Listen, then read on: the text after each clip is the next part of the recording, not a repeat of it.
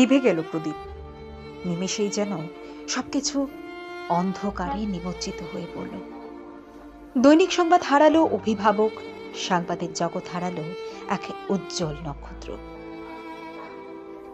৭২ বছর বয়সে সকলকে কাঁদিয়ে চলে গেলেন দৈনিক সংবাদ পত্রিকার বার্তা সম্পাদক তথা রাজ্যের বরিষ্ঠ সাংবাদিক প্রদীপ দত্ত ভৌমিক। নয়াদিল্লির এইমস হাসপাতালে চিকিৎসাধীন অবস্থায় রবিবার বিকেল আনুমানিক ৩:৪৫ নাগাদ শেষ নিঃশ্বাস ত্যাগ করেন তিনি। তার মৃত্যু সংবাদ ছড়িয়ে পড়তে দৈনিক সংবাদ পরিবারে এবং গোটা সাংবাদিক মহলে শোকের ছায়া নেমে আসে।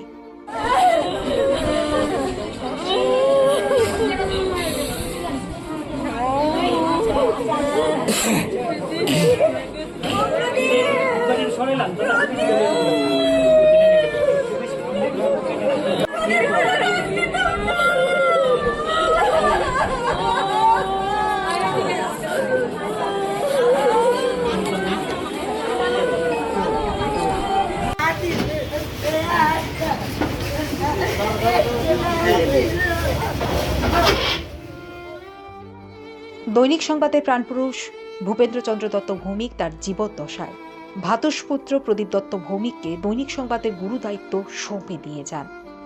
আমৃত্যু সেই দায়িত্ব অত্যন্ত নিষ্ঠার সঙ্গে পালন করে গেছেন তিনি। পত্রিকার পথিকৃত এবং স্রষ্টা ভূপেনবাবুর প্রদর্শিত পথে কাজের পূর্ণতা দিতে সংবাদ বিভাগ এবং দৈনিক সংবাদকে অগ্রবর্তী করার কাজে নিয়োজিত হন। এই কাজে তিনি অক্লান্ত রইলেন দিল্লির হাসপাতালে পা রাখার পূর্ব মুহূর্ত পর্যন্ত। নিরহংকারী, অমায়িক, অজাত শত্রু, বন্ধু বৎসল, সদালাপী একজন সাংবাদিককে হারালো ত্রিপুরার সংবাদ জগৎ। সোমবার বিকেলে আনুমানিক ৩টে নাগাদ আগরতলা বিমানবন্দরে এসে পৌঁছায় প্রয়াত প্রদীপ দত্ত ভৌমিকের মরদেহ। সেখান থেকে মরদেহ নিয়ে যাওয়া হয় নতুননগরস্থিত দৈনিক সংবাদ অফিসে। সেখানে ওনাকে ফুল দিয়ে শ্রদ্ধা জানান মন্ত্রী রতনলাল নাথ।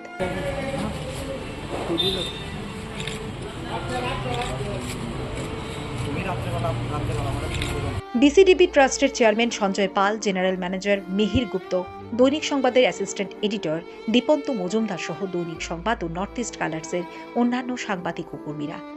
সেখান থেকে নিয়ে যাওয়া হয় ওনার ইন্দ্রনগর স্থিত নিজ বাড়িতে। মরদেহ বাড়িতে পৌঁছাতে কান্নায় ভেঙে পড়েন পরিবারের লোকজন।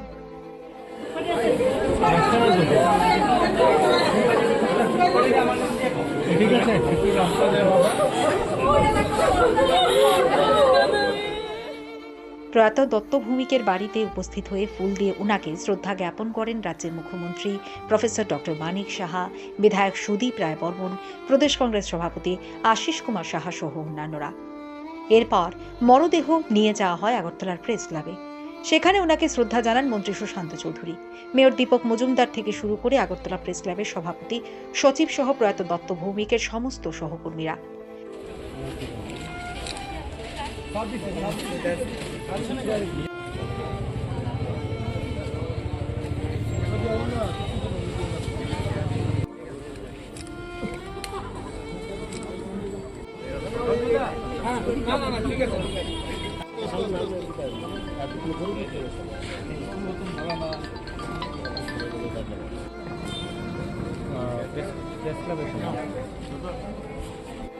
লাইভ চলতেছে।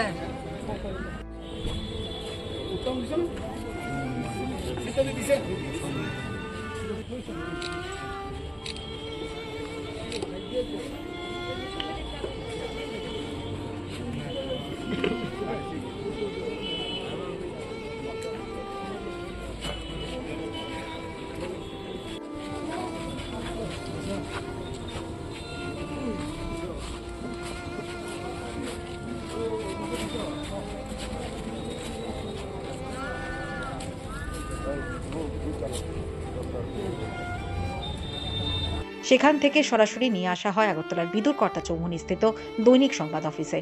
সেখানেও অশ্রু সজল নয়নে ওনাকে শ্রদ্ধা জানান চেয়ারম্যান সঞ্জয় পাল সহ অফিসের সমস্ত কর্মীরা।